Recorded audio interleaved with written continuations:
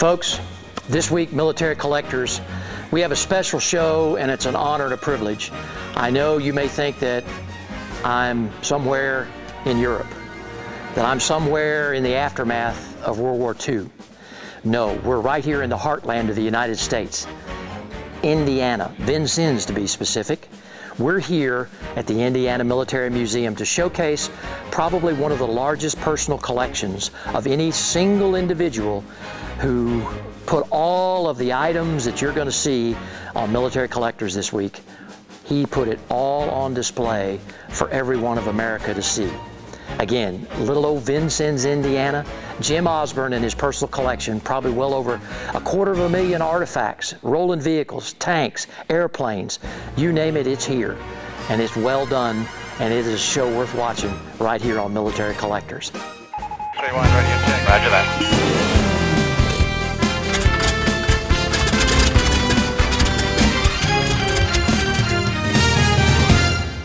Welcome to this week's Military Collectors, folks, and we're back here. If you didn't have a chance to see last week's show with collector Jim Osborne here in Vincennes, Indiana, we're back this week, and we brought Jim into the museum and the facility that he's actually built from scratch here. It's moved several times, but you know, Jim, welcome back to the show this week, and you know, we're now going to talk about this wonderful facility that you have here.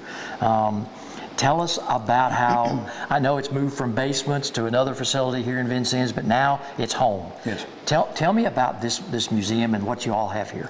Well, after about 25 years of being at the old location at the other end of town, outside of town, we were able to acquire this property, this Blackford Glass, former Blackford Glass property, about 14 acres, which is adjacent to our George Rogers Clark National Park, perfect location, back in 2012. So we started the development of this property, had two existing buildings, the one we're in right now, and a much larger building over here that's now our annex building. This was our first display building right here, the 6,000 square feet we're in. So what has the first building here, this display building, what's covered in this building? Well, we cover everything at the museum from the pre-Civil War period all the way to the present day. So these showcases all the way around the walls are in sequence and follow that sequence.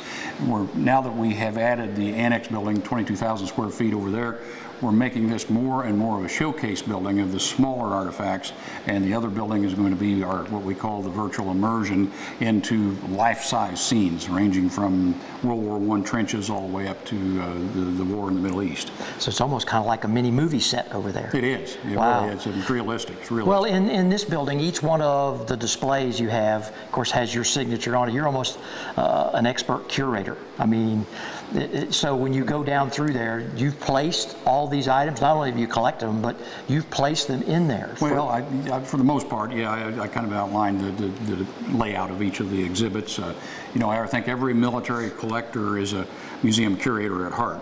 And so, you know, it's not that hard to go about doing this. Right. I think every collector that collects anything like this is able to do this. Well, talk to me a little bit about the grounds outside. You've got, I mean, airframes out there, you've got armor vehicles, you've got rolling stock. So tell me a little bit about the grounds out there and some of the special things out there. Well, on the grounds, we've got about 13 aircraft at this time. We, of course, have the USS Indianapolis submarine, and we have a Mace missile out there from the Cold War period. Out behind this building, we have a huge area where we use, which we use for our reenactments for World War I, World War II. We've got over 100 yards of trenches and dugouts out there that and bleachers set up. So when we have these special events, people can come and watch the battles and the reenactments, whether it's Civil War, World War I, World War II. So we have a lot of outdoor space, and it's filling up. Well, you also have facilities here that you've kind of moved around, that you store future items that are going to be coming online in the future. Yeah, 2 years ago we had to construct another facility, another building behind us to accommodate the restored items, some of the non-restored items, and also a restoration shop. Wow. Well, I know folks have watched you stand there holding this item here. Tell me a little bit about this, because it has special meaning to you. Well, this is where the collection all began, and it's kind of my sentimental favorite. It's an 1831 Harpers Ferry flintlock, and this is something my father brought home and gave to me when I was about 7 or 8 years old. I remember someone owed him $30, and they traded it off in this Harpers Ferry instead. And so I've always been a sentimental piece of mine, and this is where the collection really began. Well, and all of these vehicles that you have here, I mean, gosh, I can't even count them.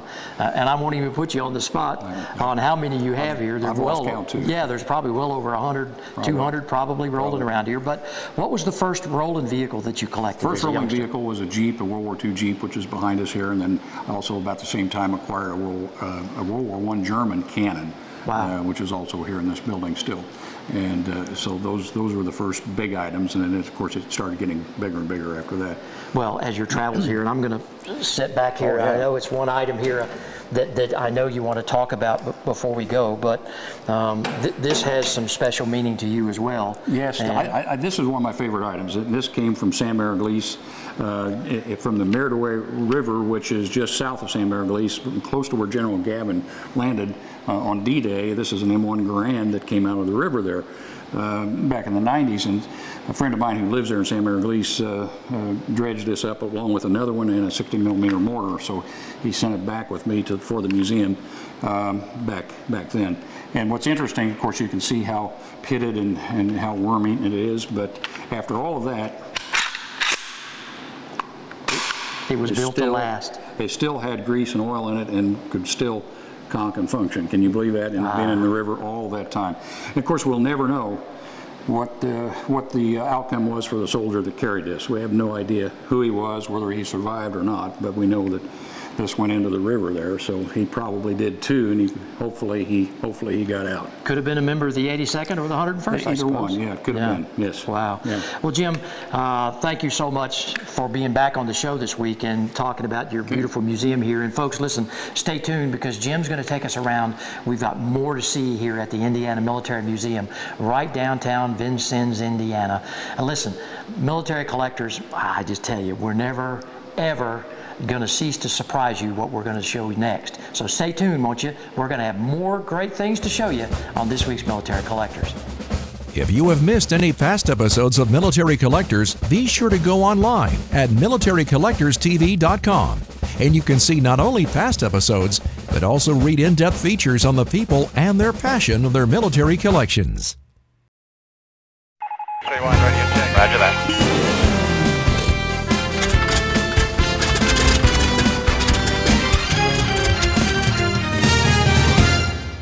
Well, I want to talk specifically here at the museum in Vincennes, Indiana with Jim Osborne, specifically about a special event that he has, a tribute to the World War II veterans every year. And, you know, Jim, we have a significant artifact back here that you've amassed. Tell me a little bit about this, because this is unique. Yeah, Bob, this is a World War II LCVP Higgins boat. This is one of only 13 World War II Higgins boats that are still left intact out of almost 23,000 that were built. And so we're very, very proud to have this. We've spent 5 years almost, restoring this. And so it's one of our main showpieces because these were so important, as you know, in Normandy, the landings of D-Day, all through the Pacific, Iwo Jima, Okinawa, all of the landings there. This is what got the troops ashore. Well, you know, the tale that you have put on these displays, sound effects and those sorts of things, really, it so much adds to the experience, especially during the September event. Now, tell me a little bit about some of the other unique features. I see the World War II barracks. You've got the household, what it was like sitting there listening to the radio when the announcement was made by Roosevelt. I mean, that's visionary. Well, we've tried to make this building, the one we're in here, which we call the Annex, the total immersion building, where you feel like you are there on the spot, whether it's the Higgins boat behind us, or the church, or the barracks, or the home front scene that you referred to, so that a person can walk in here and just feel like, wow, I'm right here. You can walk past the home front and see how the folks were living in 1941 at the time of Pearl Harbor. You see the kitchen, the living room, the dining room, and what all was taking place there when they heard Roosevelt make the announcement about Pearl Harbor. The same thing with the barracks. You see the early World War II barracks here. That's our original barracks that came came from just across the river here at George Field. And again, you see the use of each of these rooms in the barracks, you know, whether it's the infirmary or if it's the bunks and so forth. So you can get that feeling. And that's the same thing we're going to do with the World War I trench. As soon as we're done, you can walk through a full World War I trench here in this building and get the full effect of how that was. Well, you know, Jim, I think one thing that is special here from the history of our country as through conflict. I know your emphasis, and you love the World War II history because, again, you're a 1945 World War II baby, okay? But you have made special efforts to talk about from the inception of the country all the way through present day, through the war on terrorism. And I think that that's what makes this place so complete. And I just have to applaud you for that because, again, from the Normandy invasion to the airdrops and all the different artifacts that you put together here, I mean, that is so visionary. Well, I appreciate that. I mean, we've tried to make this a very comprehensive collection from beginning to end. So from the pre-Revolutionary War days right up to the present day in the Middle East, this museum covers all of those topics. And so I think that's real important, of course, for our visitors to not just focus on, although we have a beautiful World War II collection, a fantastic one, that there's so much more here to see. And I think we're one of the best 10 comprehensive collections in the whole country. Well, tell me just briefly about your September event, your salute to World War II veterans. You have that every year. Yes. What can folks expect when they come here over Labor Day? Our annual Labor Day weekend event, to salute to the veterans of World War II. This will be our 12th year. We have 2 complete battle reenactments each day. There will be all kinds of reenactors representing British, French, German, American troops, even some Japanese, and we'll have vendors, all kinds of vendors selling things, of course food vendors, and there we'll have stage shows. We'll have the Andrews sisters on stage, and the surprise usually is that we'll have a few flyovers from warbirds and so forth. So it's a big weekend, a fantastic weekend to bring the whole family out, and it's other than a parking fee of $3 to park on our property, it's free. Everything outdoors is free. So it's a great event and attended by thousands, and so welcome everyone. If somebody wants to come and they want to find out about the event, can they log on to your website? Yes, tell them how they can do that. Website will do that, IndianaMilitaryMuseum.com, and I think .org will also bring it up, and yeah, and the website will tell them all about it. And we'll also have it on militarytv.com. Well, listen, I've got to pick your brain some more, okay? But first, folks, listen, when Military Collectors comes back, we're going to talk to some very special partners that Jim has amassed and put together. He now has a corporation that manages and helps him take care of his collection. These special guys are on the board of directors, and so we're going to hear from them and their perspective of what it's like not to collect this stuff, but to manage it and to make sure that it's showcased for others to see from now until, well, all into the future of history. 3-1, ready to check. Roger that.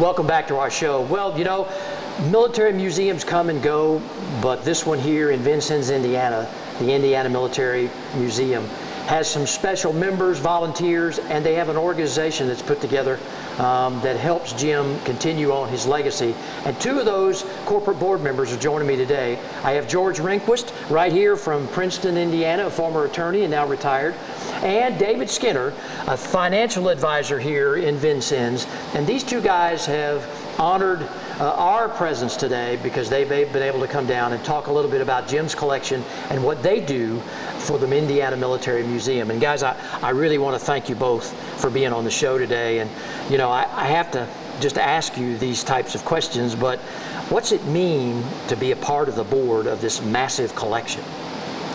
Well, I think it's a great honor for us. It's exciting. It's fun and educational to watch something develop like this from a very small start. And Jim is to be highly credited for doing that. It's really his museum. We help as a board of directors, but he's the one that really puts it together. Well, you know, David, I will tell you, from you growing up here in Vincennes and being a member of the community, how important is this museum to the community? Well, it's hugely gratifying, and You know, we've got this collection that represents the history of our military, and this collection draws in thousands of tourists a year. I'm very involved with tourism here in addition to the museum, and everyone gets to enjoy this extraordinary collection. And all the volunteers, the hundreds of volunteers that help this place work, are, I know, personally very gratified to help save this important part of our history, and thank all the former military people that made this all possible. Well, I know that you guys host various events for different stages of wars throughout the year. Tell me a little bit about those events and special events that you host right here at the museum. Well, we have a whole series of events. We have a Vietnam event, we have a World War I event with quite a few visitors, some reenactors, and a lot of the equipment from those wars are on display. But our big event, and our event that's been around for many years, is a World War II event. And we have thousands of visitors that come to town. We have reenactors, we have battles out back on all the property we have. You know, a lot of people dressed up in uniform, and we even have former World War II vets that give presentations and tell stories about some of the heroic things that they were involved in during that great war. Well, you know, George, you as an avid collector yourself, what do you enjoy collecting? Well, I collect World War II, and really Jim is the one who started me on this, so I have to give him a lot of credit, not only for his collection, but for mine as well. And I have some military vehicles, but nothing like this. This is outstanding. Well, I will tell you, David, and you, do you love to collect? No, I do not collect. I mean, I collect Coca-Cola stuff, but that's nothing as sacred as this incredible military collection, which is so important. Well, it's so important with gentlemen and individuals like you to help support organizations like this. And I know that it's not easy. I know it takes a lot of time and a lot of dedication to do that. And I really appreciate you guys taking the time today to come and be on our show to talk about this wonderful man that we all know and love, Jim Osborne, and his collection. And I know you guys will continue with the rest of the board of directors because there have been some special ones that I understand have been on the board, and there are many that sit with you guys now that will continue this legacy. And I just want to wish both of you Godspeed. Thank you. Thank you so much for being on our show this week. Thank you. And with that, folks, stay tuned. When we come back, Military Collectors is going to have Jim Osborne talk about one of the special pieces in his collection and here at the Indiana Military Museum. And we're going to talk about a special event that happens every year. If you have missed any past episodes of Military Collectors, be sure to go online at militarycollectorstv.com. And you can see not only past episodes, but also read in-depth features on the people and their passion of their military collections.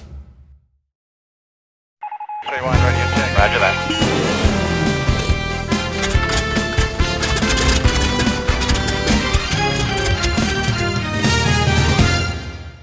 Well, welcome back. You know, with all of you restoration buffs out there, we're now in the facility here at the Indiana Military Museum with Jim. This is a brand new building that's added on to this 14-acre complex.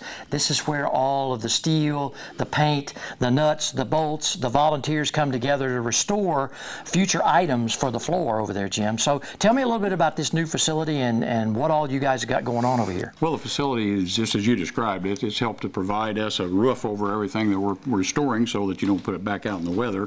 And if we don't get it on exhibit, at least we have a place to keep it. We keep it for the reenactments and the parades and so forth. But it's also our restoration facility, so we work on everything over here and make sure it's running, or make sure that we've got a project to restore. We have probably half a dozen in here right now, restoration projects. This is where we do it. Well, you know, some of the unique items that you have that you got coming online, tell me a little bit about that, because I mean, I see you have some WCs back there, and of course you've got some armor vehicles back there as well. Yep. Tell me a little bit about what you have. Well, a couple of projects coming on, as you say, the WC Dodge series, we've got some restorations to do there. We've also got a script Jeep right behind us here, and an M38 Jeep that we're working on, and we've got a German half-track 251 that will start next year that's still sitting out in the boneyard, as well as a Marmon Harrington tank. So we've got a lot on the list coming up. Well, you know, Jim, I tell you, one of the key pieces is having those volunteers who turn wrenches, who run the sanders and spray all the paint. How valuable is that to an organization like the Indiana Military Museum? It couldn't exist without it. We have to have those people or we wouldn't be making any headway whatsoever. Well, you know, one of the key things that I stress in doing this show as I go around the country, one of the most expensive things is the restoration process of these vehicles. I mean, yeah, they're expensive to acquire, but the man hours that it takes. I mean, you have to really have patience and a lot of money, because a lot of folks in restoration facilities charge anywhere from $100 to $125 an hour, and they're keeping the time clock. So you can very well invest 75 to 100 hours on a Jeep. Oh, that's easily done, yeah.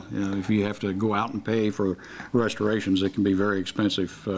So a lot of times, if you don't have a facility for the restoration and you don't have the people that are willing to work on it for restoration, then you're going to have to go out and buy something, and usually you get what you pay for. And so, you know, if you've got an expensive Jeep out there, you're probably going to get one that runs. Right. And if you get an inexpensive one, it probably doesn't run. Well, I have to ask you before we go, and it's just been a wonderful visit here in the heartland of the United States in Indiana. What do you have your eye on out there that you would like to find, or that you may already find that you're going to go get? I can think of a few things. We're always looking for World War II aircraft, non-flyable aircraft, something that can be static exhibit. We're still looking for those kind of pieces. We'd like to have an A-10 Warthog, if we could get a sponsor for one of those. And we're looking for any type of World War II vehicle that we don't have already. And so there's some of those out there that we don't have.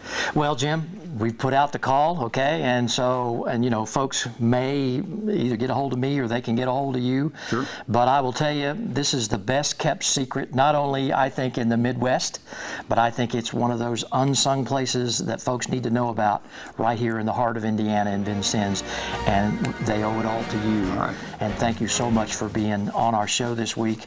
I wish you Godspeed on that next great thing. Call me, okay? Okay. And if you've got something out there that just absolutely excites you, we'll come and Military Collectors will showcase it for you. So with that, and folks, that's our show for this week, and we really appreciate you all looking in.